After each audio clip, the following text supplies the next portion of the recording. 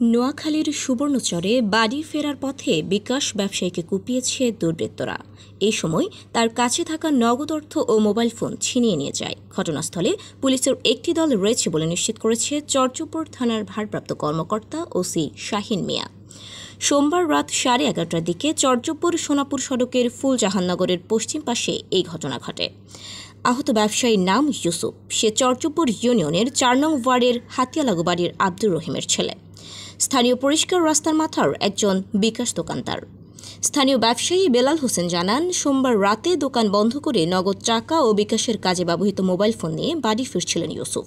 পথে তার গতি প্রতিরোধ করে একদল দুর্বৃত্ত তার উপরে হামলা চালিয়ে নগদ অর্থ ও মোবাইল ফোন ছিনিয়ে নিয়ে যায়।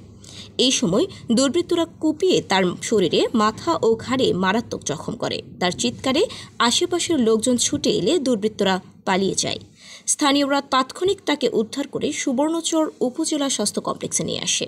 পরে কর্তব্যরত চিকিৎসক তার অবস্থার অবনতি হলে উন্নত চিকিৎসার জন্য রাত 12:30টার দিকে তাকে নোয়াখালী সদর হাসপাতালে প্রেরণ করেন।